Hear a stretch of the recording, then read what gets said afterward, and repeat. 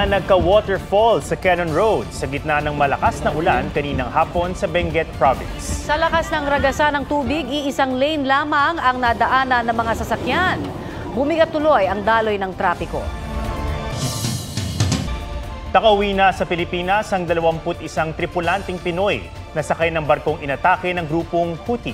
Pero ang isa pa nilang kasamahan hindi pa natatagpuan. May report si Sandra Aguinaldo.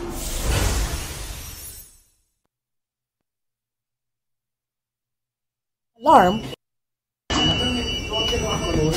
Hawak ng lalaki niyan ang baril habang umaalingaw-ngaw ang alarm sa loob ng MV Tutor. Nagkalat sa sahig ang ilang gamit at bahagi ng nasirang kisame. Sa ulat ng Reuters, pag-atake yan ng grupong Houthi sa MV Tutor sa Red Sea noong June 12. 22 Pinoy ang sakay ng barko. Matapos ang pag-atake, ganito raw ang tiniis nilang sitwasyon. Parang sardinas, parang nasa kulungan, pwedeng lumabas. Paglipas ng 5 araw, nakauwi sa Pilipinas ang 21 Pinoy. Nakauwi man, di tuluyang makapagdiwang ang mga nakaligtas na Pinoy dahil may isa pa silang kasamahang nawawala. Kwento ng kapitan ng barko, gumamit ng bangkang pangisda ang mga Houthi para pasabugin ang kanilang barko na noon ay may dalang coal patungong India. May dami po na 2 tao na ang alam namin is fishing boat kasi may tao. Hindi naman pwedeng basta barilin ng mga armed guard namin yan kung tao. Kasi pagdikit po sa barko, yun po, sumabog na po. Yun po. So, ganun po kabilis ang pangyayari. Makalipas ang ilang oras, binulabog sila ng isa pang pagsabog. Yung sumunod po na pagsabog is around 1300. Attack by drone naman sa kabilang side po ng barko. Hindi po kami nakapag-investigate doon kasi hindi po namin alam ang kalaban namin. Galing po ba sa tubig o galing sa hangin. Nang magbilang daw ng tao, kulang ng isa na posible raw nasa engine room. Before po kami umalis, chinek po namin kung gusto namin, kung lumutang man lang yung bangkay niya, makuha namin. Pero wala po kaming nakitang lumutang na bangkay. Itinuturing muna siyang missing, sabi ni Department of Migrant Workers Secretary Hans Kakdak. Nakausap na raw ng DMW ang pamilya nito pero hindi raw muna papangalanan. Nasa dagat pa ang MV Tutor habang ang lahat ng crew nito ay nailigtas ng international forces at dinala sa barko ng Amerika. No one is injured. Majority of them, nung kausap ko kanina, para silang na battle shock, so yung post-traumatic stress. On behalf of my crew, papasalamat po ako sa kapal. Sa ngayon po ng gobyerno, maraming salamat din po sa aming kumpanya, US Navy. Sandra Aguinaldo nagbabalita para sa GMA Integrated News. Patuloy ang search and rescue operation sa isang batang inanod sa umapaw na creek sa Caloocan. Nakunan sa CCTV ang 8 taong gulang na bata habang nakasakay sa plastic barrier sa kasagsagan ng malakas na ulan kaninang hapon. Sa lakas ng agos, tuluyan siyang natangay. Ang malakas sa pagulan kanina, epekto ng thunderstorm ayon sa Pag-asa. Nararanasan din yan sa bahagi ng Quezon City kung saan halos mag-zero visibility na. May mga tatugma pang motorsiklo. Malakas din ang buhos ng ulan sa North Luzon Expressway. Huwag nang mainggit sa mga napapanood na mukbang dahil may Korean dishes na rin sa ilang kainan sa Metro Manila. Mokja as in tara kain, kasama si Katrina Son. Kung Korean ramen ang hilig, may self-made ramyeon bar sa Malate, Manila. Ikaw mismo ang magluluto. Kuha ng tray, lutuan, mamimili ng ramen na toppings at punta na sa cooking station. Nowadays, Korean culture is very famous. So I want to spread of something to do different things in the Philippines.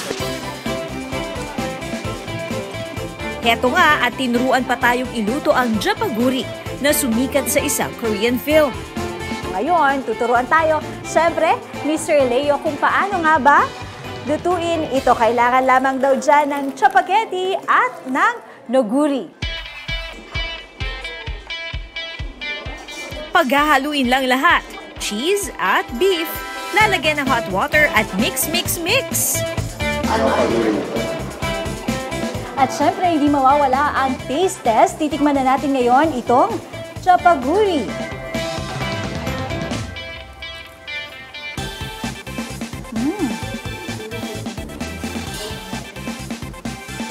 Sarap. Kung fried chicken lover naman, patok ang Korean chicken take-out counter na ito sa Maginhawa Street, Quezon City. Ang isang order, good for sharing na raw.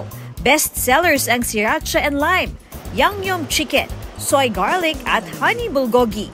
Talaga namang napakaraming flavors na pagpipilian. 6 out of 10 flavors nga ng chicken ang nandito ngayon. At ang best seller raw nila na titikman natin ay itong jalapeno gochujang. Ito raw ay talagang sa kanila lang mahanap. Napaka-crunchy. Juicy, ang sarap. Hindi po siya tinipid, kaya po binabalikan pa ng mga customer po namin. May dalawa ring limited edition flavors na nori cheese at xiaokao at spicy flavor na Yanun's Fury. Unique yung style. Naiiba sa mga ibang manok na nakakain ko. Napakasarap. Catherine Son, nagbabalita para sa GMA Integrated News.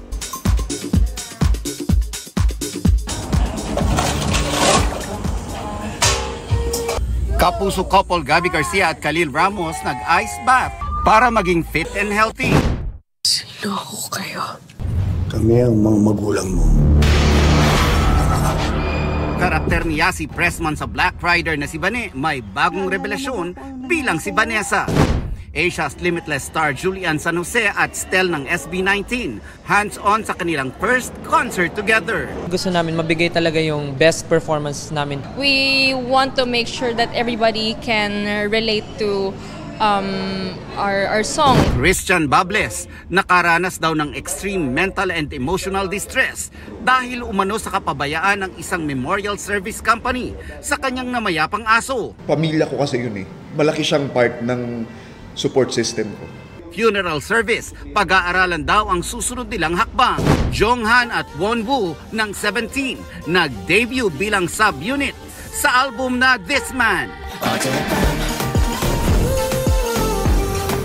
Nelson Canlas nagbabalita para sa GMA Integrated News. Dead on the spot ang isang guro sa Negros Occidental matapos tumagilid ng sinasakyan niyang bus. Nasa kurbadang bahagi ng kalsada sa bayan ng Don Salvador Benedicto ang bus nang mawalan ito ng preno batay sa investigasyon ng pulisya. Pag-umayari ng Bacolod LGU ang bus na may sakay na mahigit 30 guro at ilan nilang kaanak. Pauwi na sila mula sa team building activity nang mangyari ang aksidente. Wala pang pahayag ang bus driver. Wala namang balak ang pamilya ng nasawing guro na maghain pa ng reklamo. Nangako ang Bacolod City LGU na tutulungan ng mga biktima ng aksidente.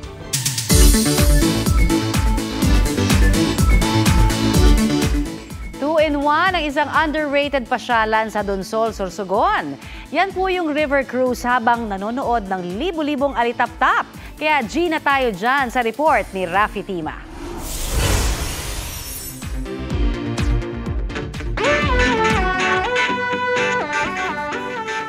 Kung ang iba, mas trip ang maagang pamamasyal. Sila Rica at Romel, paggabi na nang simula ng kanilang adventure. Ang kanilang itinerary, river cruise at firefly watching sa Donsol, Sorsogon. 2 hanggang 3 kilometro ang biyahe ng bangka pero hindi raw nakakainip dahil sa dami ng mga puno at bakawan. Bonus pa ang sunset view ng Bulkang Mayon. Amazing! Sa gitna ng river ride, naghihintay na ang main attraction, ang paglabas ng libu-libong alitap-tap na unti-unting nagbigay liwanag sa buong paligid. The feeling was surreal, amazing, breathtaking. Actually, we're out of words. It's a new experience also to us kasi nasanay tayo sa city, from city lights to fireflies. Bago naman sa paningin namin, which was relaxing. Isang oras ang tour para masilayan ang mga alitap-tap at kung magutom, pwede namang kumain sa mismong bangka. Rafi Tima nagbabalita para sa GMA Integrated News.